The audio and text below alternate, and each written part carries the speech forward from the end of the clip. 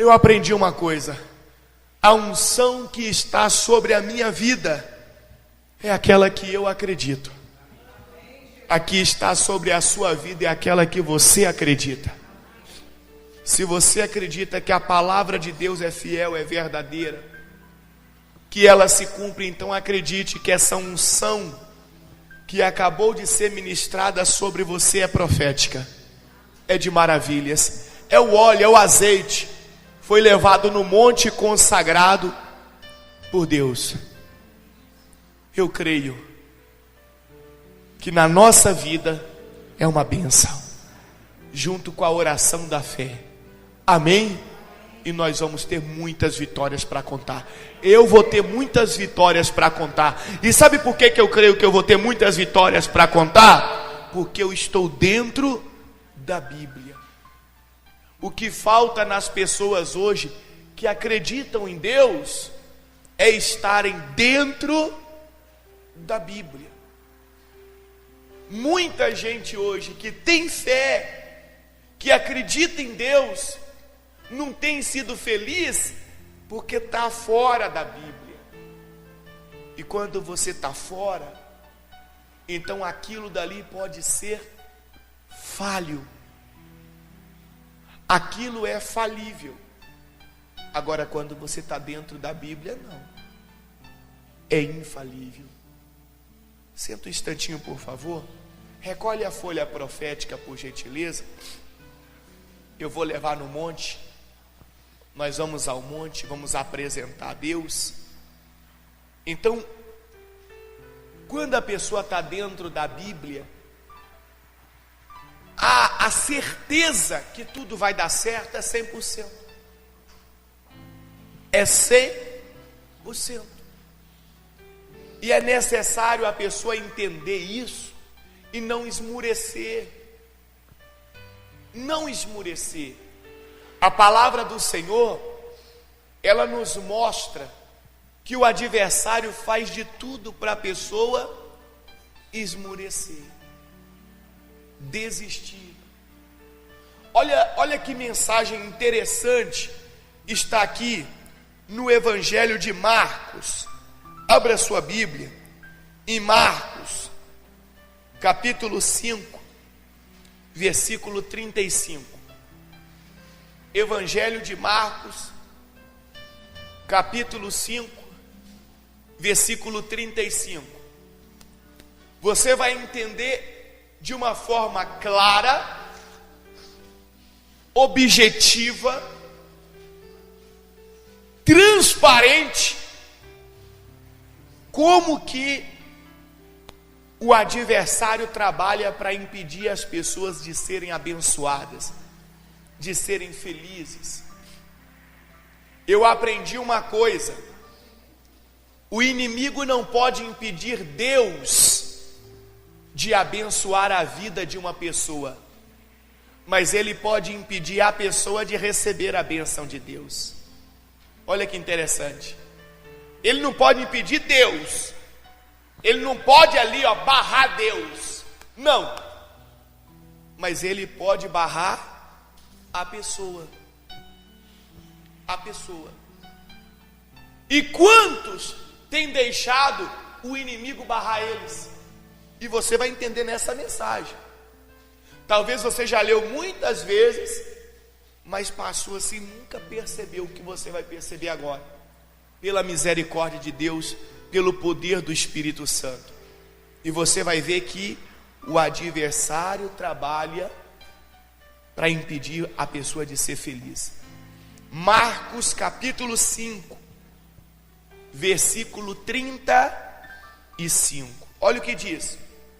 O título da mensagem: a ressurreição da filha de Jairo.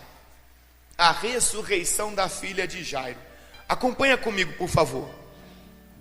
Falava ele ainda. Jesus estava falando. Porque se você pegar o capítulo 5 aqui, você vai observar que muitas curas aconteceram, muitas pregações Jesus já tinha feito. Então falava ele ainda. Jesus estava pregando em um determinado lugar, ensinando a palavra de Deus, falando do reino de Deus, e as pessoas estavam ouvindo. Falava ele ainda, quando chegaram alguns da casa do chefe da sinagoga, a quem disseram: tua filha já morreu, por que ainda incomodas o mestre? Vamos entender isso aqui. Um homem chamado Jairo, um homem importante lá em Israel, naquele lugar, ele estava com um problema. E qual era o problema dele? A filha estava doente.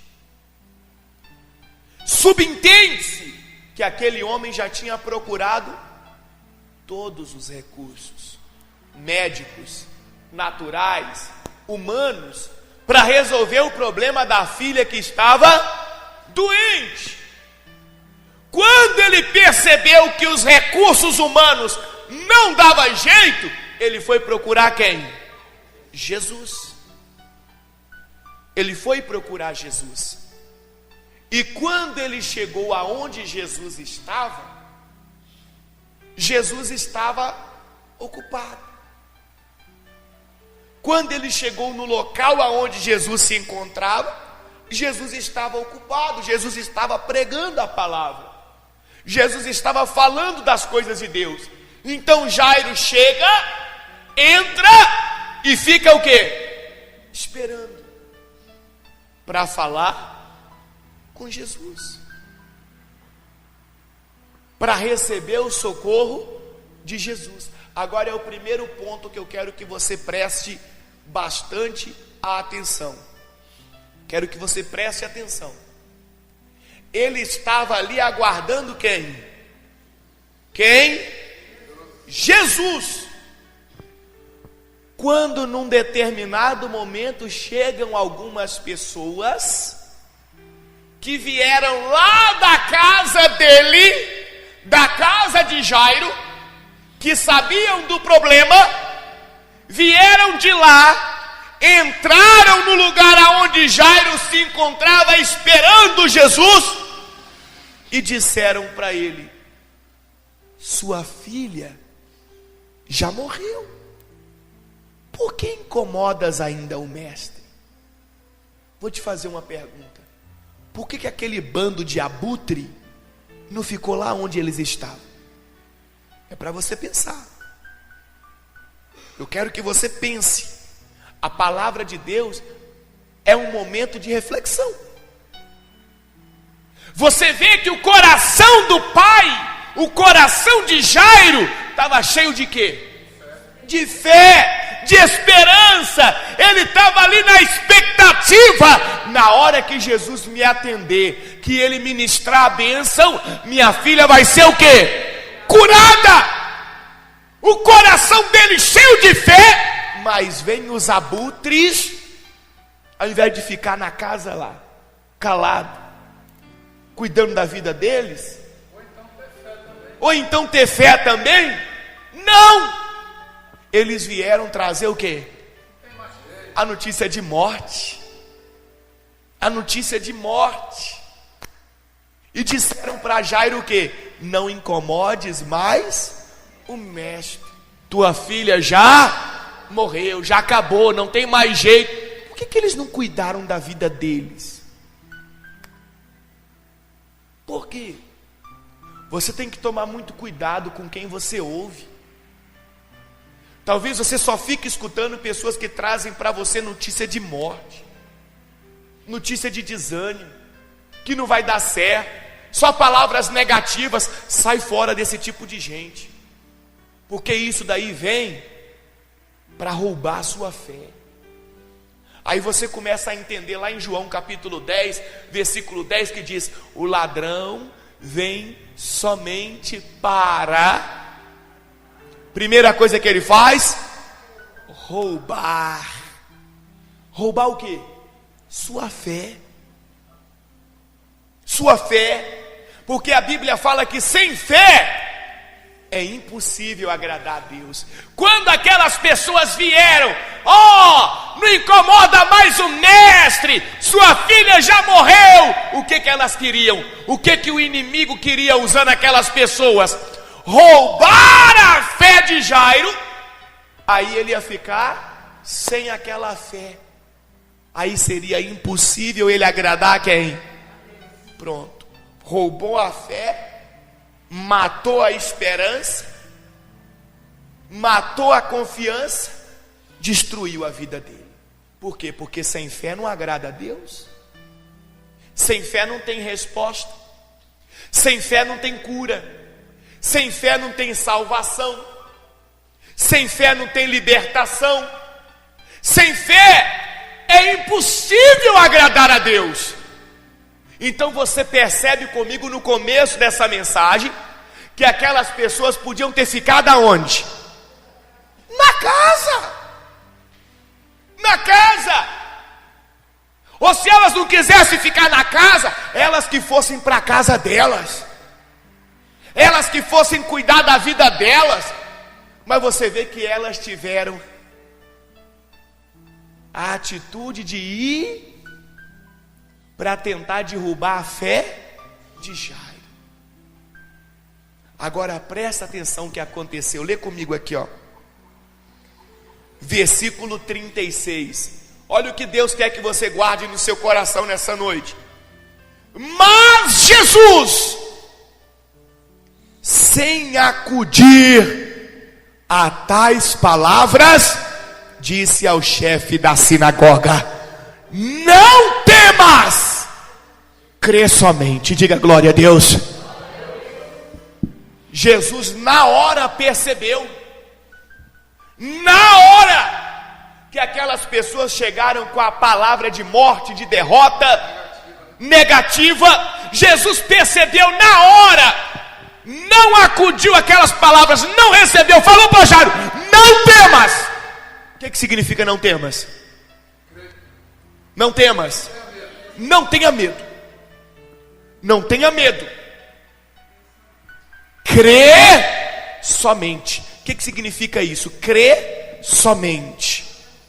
Jesus estava dizendo para ele: não deixa nenhum outro tipo de sentimento entrar no seu coração. A única coisa que pode estar aí dentro é a fé. Porque somente a fé em Deus pode transformar essa situação. Não tenha medo. Não se desespere. Não deixe de acreditar. Não deixe de confiar. Você veio aqui com um propósito. Você tem um sonho no coração. Você tem um projeto. Você sabe aonde Deus pode te fazer chegar. Então não tenha medo. Crê somente. Crê somente. Não deixa nada mais entrar no seu coração. Jesus na mesma hora repreendeu aquele mal. É isso que ele ensina para mim e para você. Sabe por que muitas das vezes as coisas na sua vida não acontecem? Porque o seu alimento são as palavras negativas e de derrota que os outros te trazem. São os famosos enviados do cão. Eles são enviados pelo próprio maligno. E às vezes ele nem percebe. Não percebe, está sendo usado. Ele está sendo usado. É um instrumento. É o famoso cavalo do cão. Já viu esse ditado por aí? Fulano é cavalo do cão. Quer dizer o quê? O cão monta nele, usa ele, ele nem percebe. Só que às vezes você também não percebe que ali é o inimigo tentando roubar a sua fé. Roubar a sua fé. Continua comigo aqui. Jesus disse para ele: não temas. Crê o quê? Somente. Contudo, não permitiu que alguém o acompanhasse, senão Pedro e os irmãos Tiago e o quê? Olha que interessante. Quando Jesus percebeu aquele movimento ali, Jesus já falou logo: ninguém aqui vem atrás de nós não. Em outras palavras, vocês que estão cheios aí de coisa ruim, fica por aqui. Não venha buzinando na orelha. Porque Jesus estava preocupado com o coração de quem? De Jairo. Jesus estava preocupado. Jesus queria ver a maravilha acontecendo na vida daquele homem. Mas ele por si só não podia fazer. Tinha que ter fé. Quantas vezes Deus quer te abençoar, quer abençoar uma pessoa que está sofrendo? Quantas vezes Deus quer curar, quer libertar? E Ele pode fazer porque Ele tem poder para isso. Mas sem fé é impossível agradar a Deus. Então Jesus estava cuidando do coração de Jairo. Falou, ó, todos vocês, fica aí. Os únicos que vão comigo aqui agora é Pedro, Tiago e João. Engraçado. Quantos discípulos eram mesmo? Quantos que eram? Então até os outros 9, fica aí. Tomé, esse daí, Jesus deve ter mandado ele, vai cuidar da cozinha hoje, porque fica por lá. Olha que interessante. Olha como que é instrutiva a palavra de Deus. Até os discípulos que Jesus percebia, sabia, melhor dizendo, que podiam trazer alguma palavra negativa que esmurecesse Jairo, de dúvida, falou, fica aí. Fica aí. Quem vai comigo aqui é só Jairo, Tiago, Pedro e João. Aí eu imagino, no caminho Pedro, Tiago e João falando com Jairo, não rapaz, fica tranquilo, o mestre está indo junto, e vai chegar lá, sua filha vai ficar curada na hora, olha, fica em paz, é só vitória, Jesus está indo. Eu imagino assim, eu imagino a situação dessa forma, Jesus caminhando e Pedro, Tiago e João só levantando o quê? A fé de Jairo.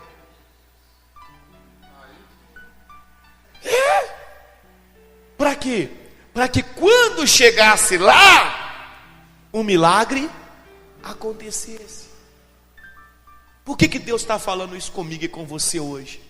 Porque quantas pessoas o inimigo já conseguiu roubar a fé delas? Elas têm um sonho, têm um projeto, mas já minou. O inimigo já conseguiu roubar a fé. A pessoa começa tão bem, ela começa orando, vai dar certo, vou conseguir. Aí ela vem para o culto, ela vem para a terça profética, ela recebe a unção e ela tal, aí o inimigo usa a boca de alguém, traz uma palavra de morte, de derrota, ela, deixa isso para lá mesmo, vou esquecer isso. Roubou a fé dela. Quando ele rouba a fé, ele mata a esperança, a confiança, os sonhos, os projetos.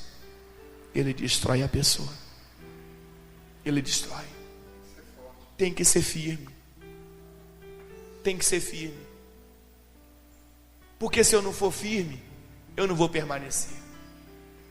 Eu não vou continuar. Só continua quem é firme.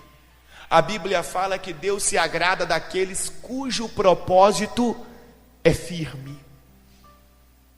O que é ter um propósito firme? É saber o que eu estou buscando, é acreditar que Deus é poderoso para fazer, e é confiar que no tempo de Deus aquilo vai acontecer. Eu não vou parar, eu vou continuar orando, vou continuar buscando, vou continuar confiando.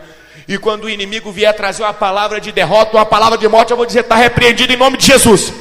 Maior é aquele que está comigo, é Deus, vai dar certo, eu vou vencer, porque Deus está na minha vida. Eu vou continuar profetizando, eu vou continuar orando, eu vou continuar acreditando, eu vou continuar caminhando, eu vou continuar na direção que Deus colocou no meu coração. Deus se agrada daqueles cujo propósito é firme.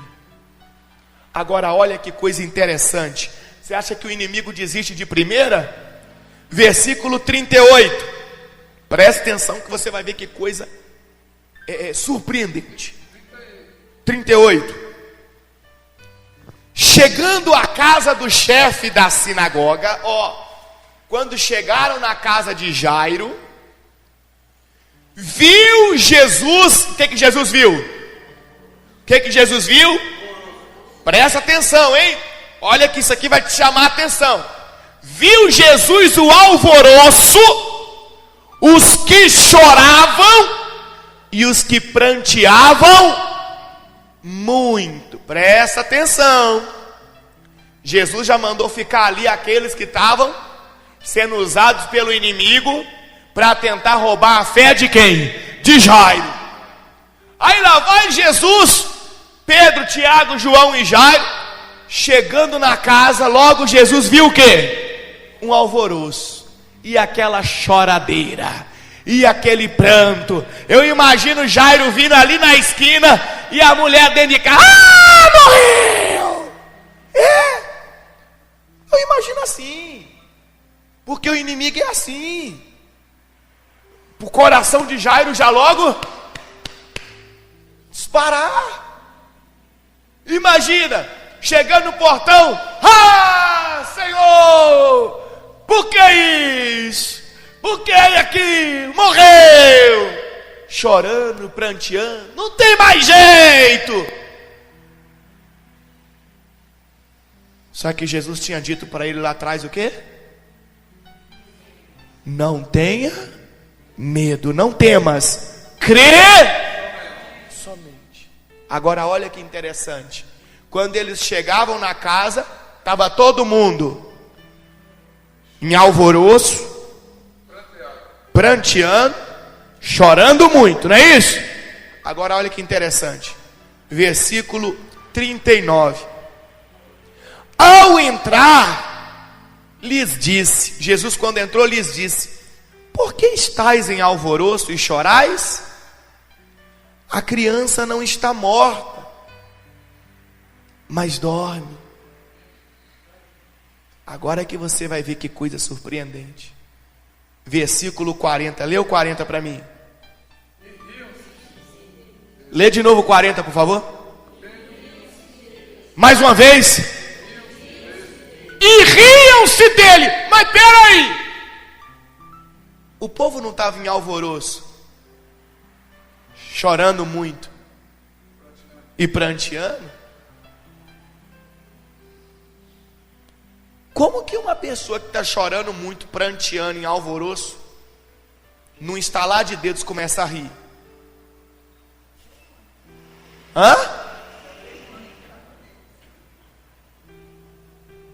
Olha a visão espiritual da palavra.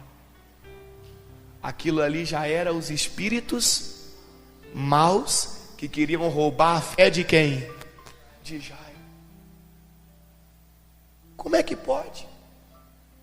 Todo mundo chorando em alvoroço, falando que a menina morreu. Quando Jesus falou: não, ela não está morta não, gente, ela só está dormindo. Começar a rir. Ali era o próprio mal. Era o próprio mal que tentou roubar a fé do coração de Jairo e achou que estava o quê? Conseguindo. Para ele rir, para as pessoas rirem, que na verdade no meu entendimento não eram as pessoas, eram as forças do mal. Para rirem, zombando, riam-se dele.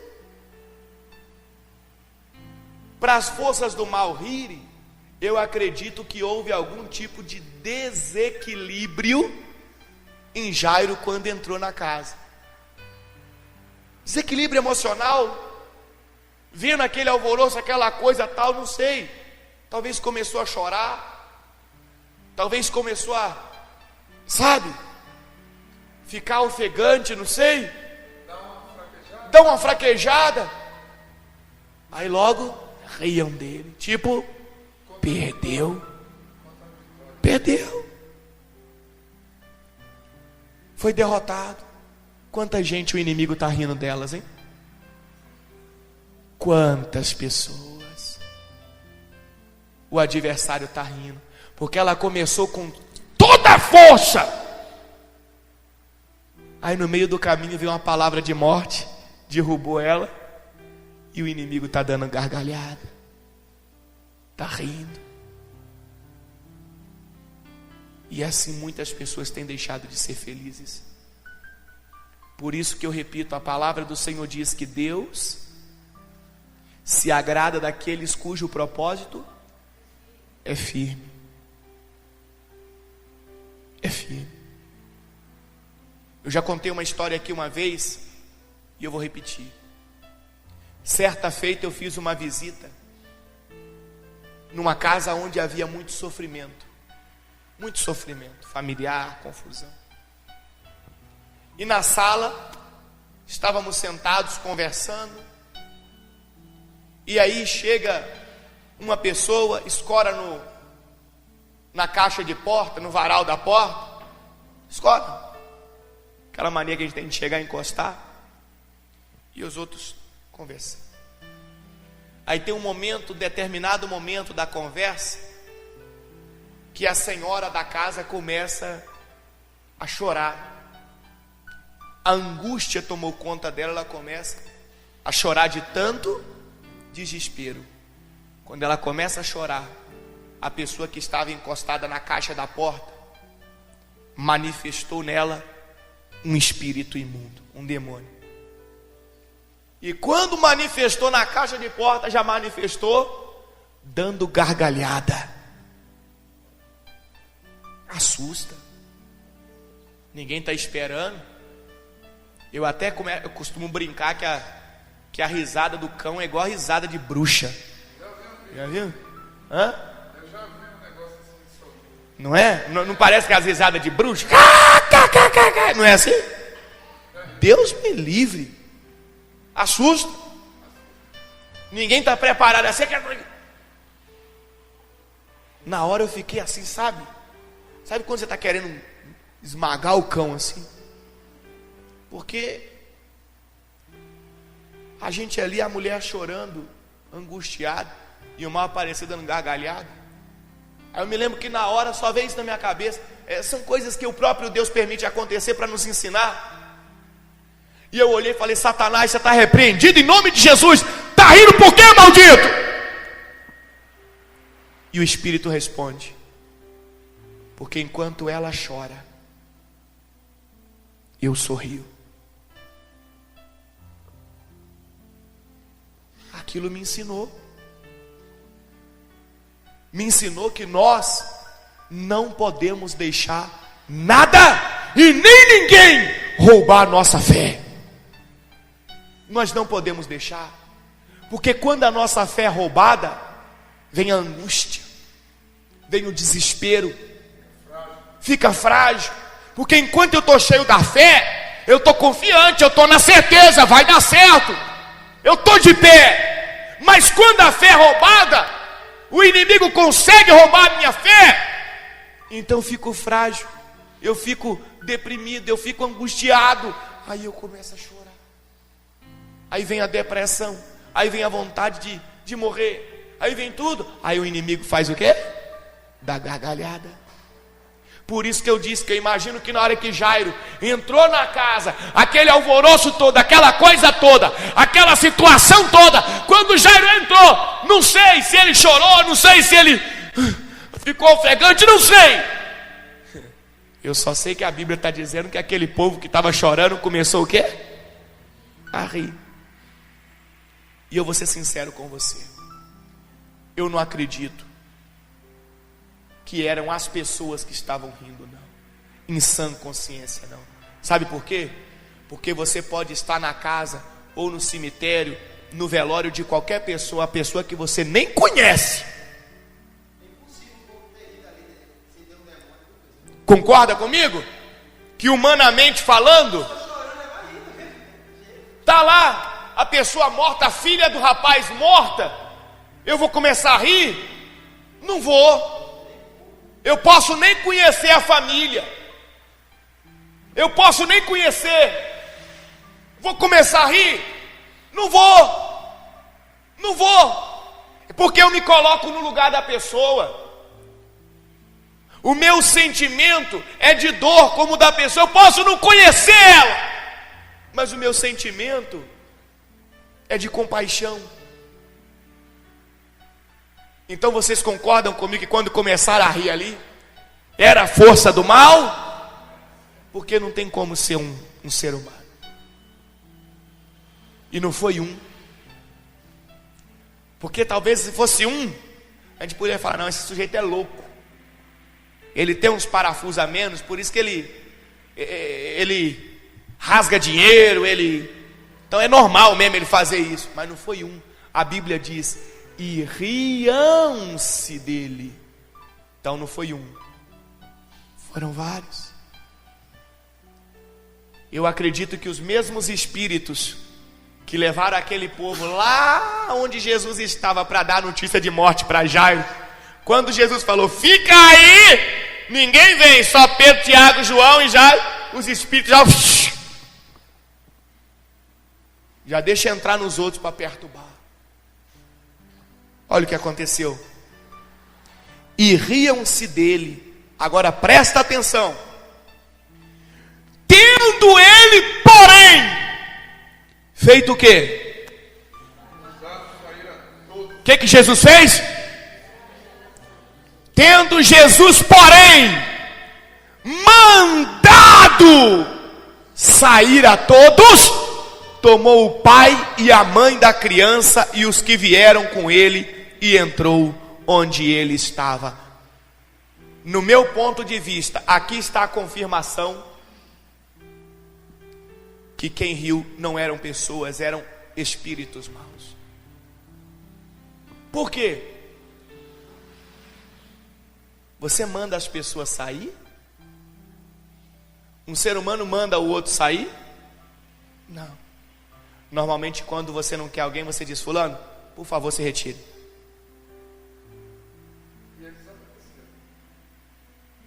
Fulano, por favor, saia daqui. Quando você fala que está mandando, você está usando o quê? O que você está usando? Autoridade.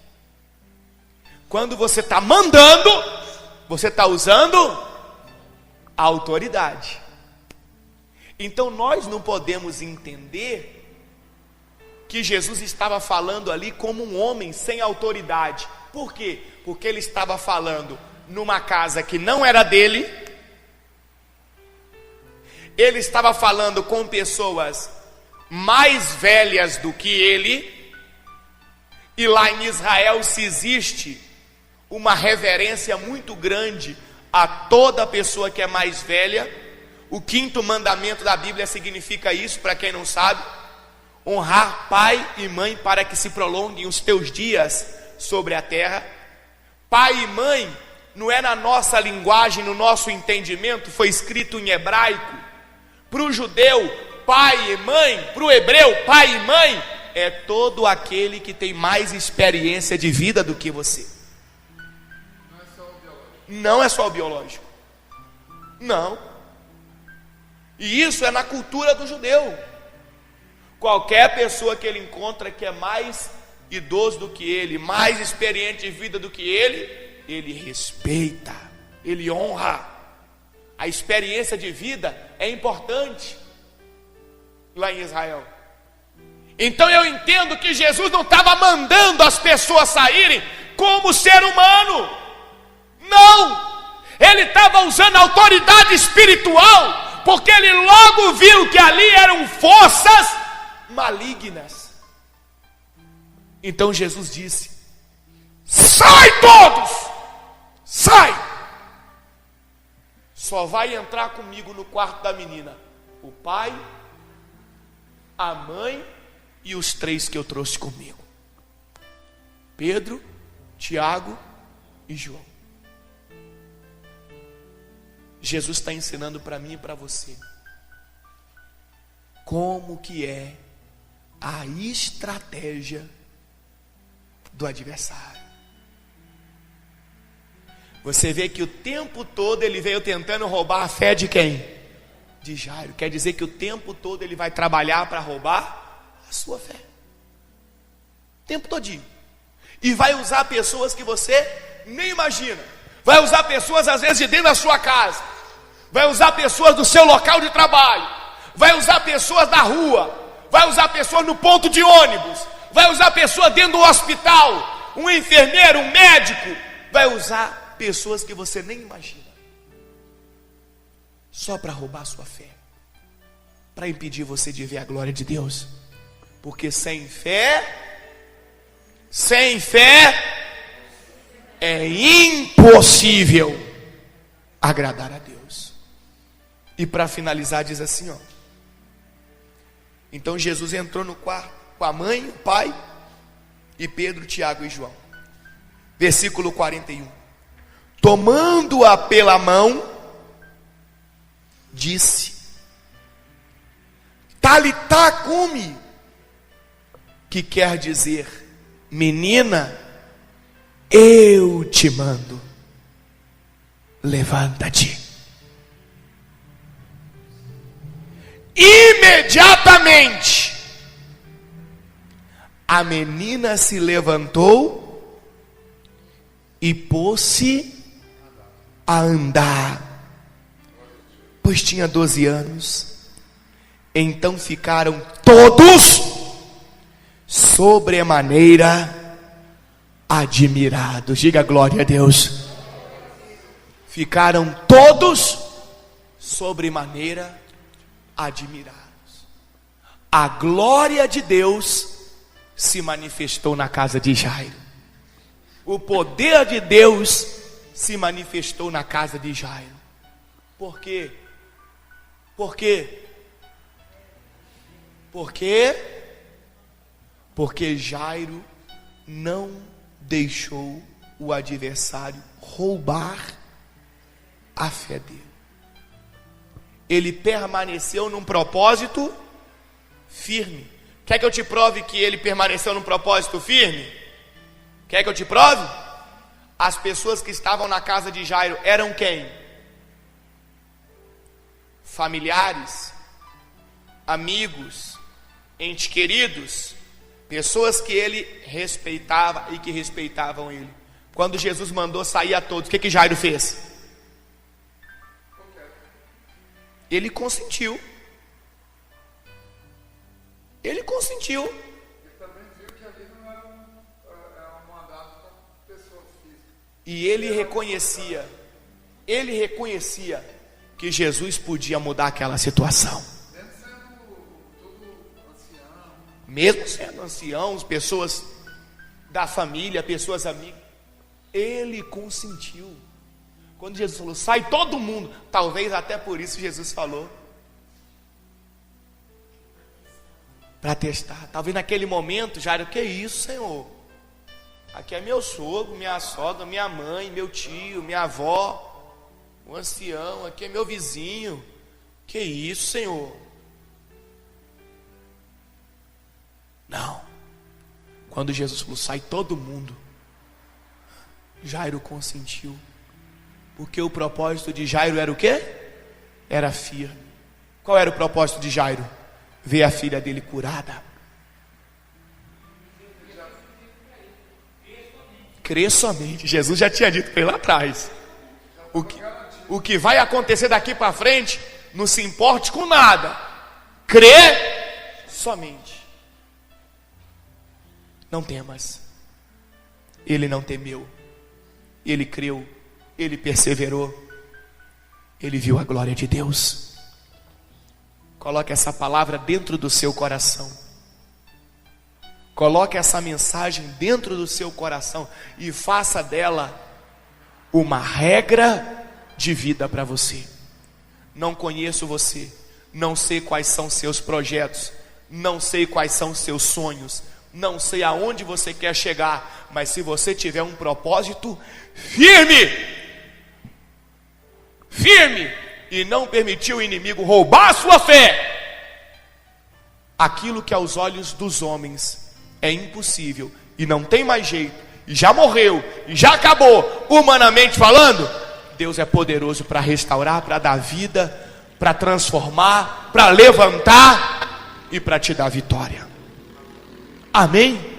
E toda terça-feira nós estaremos aqui profetizando. E enquanto tiver desse óleo, não sei até quando vai durar, enquanto tiver desse óleo, nós vamos ministrar a unção de maravilhas, a unção profética, porque eu creio que cada unção dessa vai ser bênção na sua vida, em nome de Jesus. Fica de pé no seu lugar, entrega a folha profética para as pessoas, por favor. Entrega a folha profética. Gente, eu gosto de ler a Bíblia, só que eu gosto de entrar na história, sabe? De viver o momento. Porque ler a Bíblia igual um livro de estante, para mim não serve não. Eu quero entrar lá, eu quero viver lá. Como eu gostaria de ter vivido naquela época. Eu não estava aqui, mas pensa como é que eu ia ser feliz. Não que eu não seja feliz. Mas quem sabe não é a reencarnação de Paulo nesse deserto? Não, mas reencarnação não é não. Reencarnação não é não. Oh, Jesus. Mas, gente, é maravilhoso coisas como essas aqui, ó.